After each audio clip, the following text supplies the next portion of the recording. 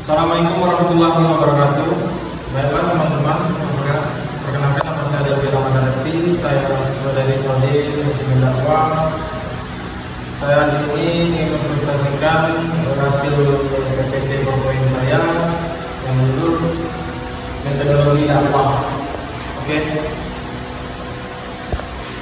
Nah teman-teman, di sini sebelum kita mengenalkan metodologi dakwah, kita harus terlebih dahulu mengetahui apa itu metodologi dakwah. Jadi di sini metodologi dakwah itu adalah cara-cara tertentu yang dilakukan oleh seorang dai, sebuah organisasi dakwah kepada mampu untuk mengetahui atau mencapai suatu tujuan dakwah berdasarkan iman dan kasih sayang. Lanjut. Nah di sini kita juga ada macam metode dakwah. Yang pertama itu ada metode bil hikmah. Metode bil hikmah itu ada terdiri dari 3 unsur ya teman-teman. Nah di sana itu ada unsur ilmu. Unsur ilmu itu yaitu unsur yang sahih yang dapat memisahkan antara dua hak dan batil, serta ilmu dapat mengenai tentang rahasia faedah dan sesuatu. Nah yang keduanya itu unsur jiwa. Ya ini apa sih unsur jiwa itu? Unsur jiwa itu untuk menyatu ilmu tersebut ke dalam jiwa seorang dai. Jadi sehingga menjadi dai dalam dirinya. Nah yang ketiga, jadi tiga ini adalah unsur amal perbuatan.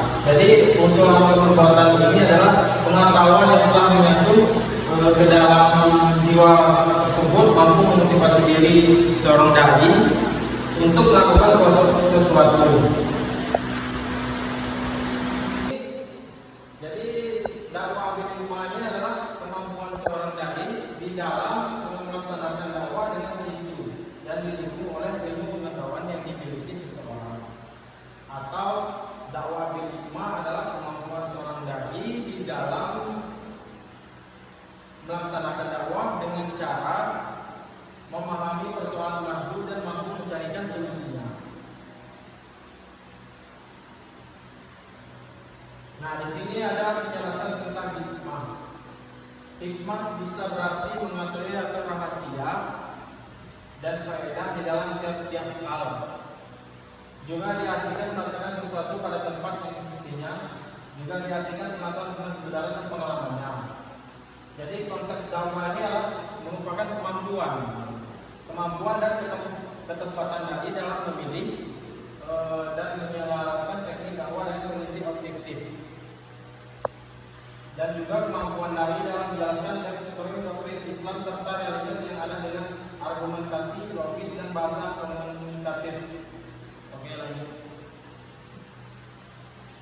Nah, dakwah bil hikmah ini juga dapat dipahami dengan pendekatan multidisiplin keilmuannya, di antaranya yaitu di bidang psikologi, terus ada sosiologi, terus antropologi, terus komunikasi, dan terus ekonomi dan lain-lainnya.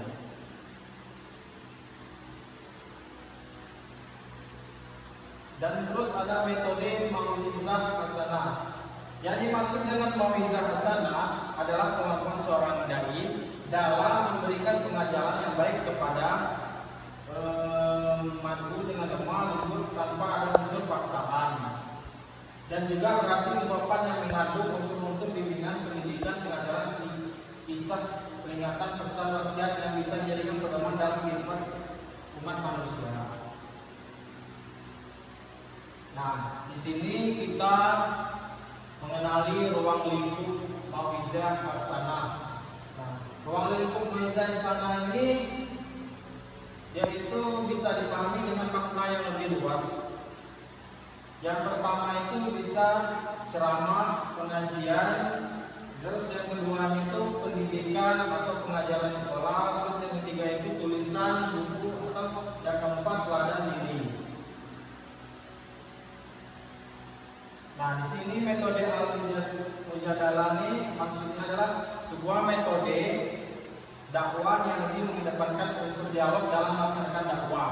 Nah, jadi dialog dalam hal ini harus mengacu pada persyaratannya, yaitu ada di sini tanpa kekerasan yang pertama, yang kedua tidak mencari penangkalannya, Terus yang ketiganya tidak ada unsur permusuhan, yang keempatnya tidak ada sikap sombong, yang kelimanya tidak ada provokasi. Nah, mujadalah adalah secara bahasa berarti memintal atau berdebat. Secara istilah berarti upaya tukar pendapat yang dilakukan oleh dua pihak secara sinergis.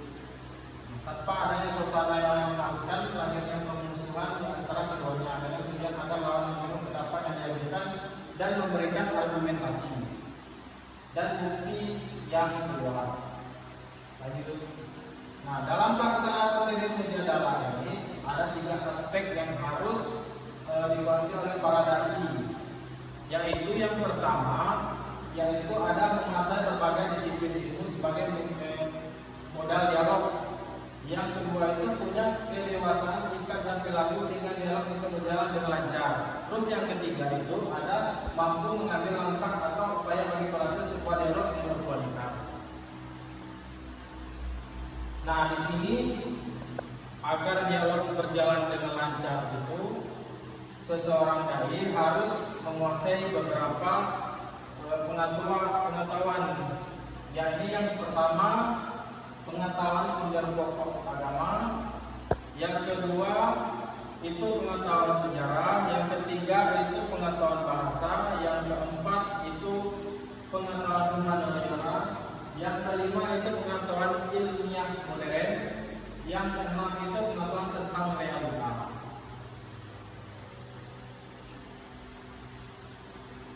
Oke, baiklah kawan-kawan, mungkin itu saja presentasi dari PowerPoint saya. Mungkin apabila saya berkata ada salah kata ataupun salah penyebutan